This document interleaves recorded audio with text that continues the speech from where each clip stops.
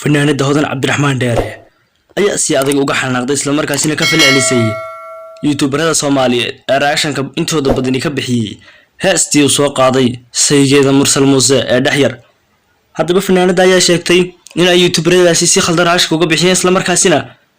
ay ku soo dhaxtareen hadalkooda magaca Hodan Abdirahman haddaba intaanaan muuqaalkan gudihiisa galin fadlan daawade haddii ay tahay booqashadii ku guursad kanaalkeena soo boqotaan saxinta wararka fadlan subscribe noo saar waayo subscribe waxay naga saacidaysaa in channelkeenu meel sare gaadho isla markaasina uu gaadho higsiga iyo himilada uu channelkan leeyahay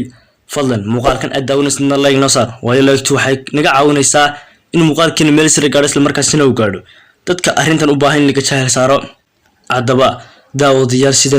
saacadihii u dambeeyay waliba maalmihii u dambeeyay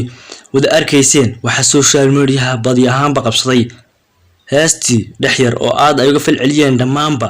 dadka Soomaaliyeed ee isticmaala baraha bulshada gaar ahaan barta YouTube-ka balse Hodan Abdirahman markay arintani maqashay waxa ay ku soo qortay barteeda Facebook-ga qoraal dheer oo dhignaa noocani waxa ay tiri waa in aad iska eegtaan marka hore heesta aad YouTuberow falcelinta ka sameeynaysan isla markaasina aad falanqeynaysaan taasi waxa ay muhiim u tahay in aydan cidnaba ku gafin isla markaasina aydan heesta cidna khalad ku saareen isla markaasina cidna aydan oran way ka xunta heestani qoraalkeeda ayaa intaas u dhignaa haddana fanaanadu waxay arbawday isla markaasina ay ka cabanaysaa YouTuberada Soomaaliyeed in ay heestan magaceeda ku soo dareen isla markaasina ay yiraahdeen Hodan Abdirahman aad ayay uga xanaaqday heestani iyada ayaana ka maseertay badiyahaana iyagoo adeegsanaya timeline maseer isla markaasina leh waxa ay Hodan Abdirahman aad uga murugaysan tahay heesta ay Bilan ay qalbinan la soo qaaday Xamdi Bilan la soo qaaday isla markaasina heestan ayaa ahayd hees waaliya oo iyaduna saameyn weyn ku yeelatay baraha bulshada YouTuberada intooda badan isla markaasina ugu caansan aad idin kula taqaanaan uguna cad ayaguna falcelin balaaran ka soo wada sameeyeen iyagoona eeda saaraya Xamdi Bilan in ay noqotay jacaylkii saddexaad ee uu yeesho Mursal Muuse haddaba arrintan ayaa ah mid been isla markaasina aan xaqiiqo iyo raatoon lahayn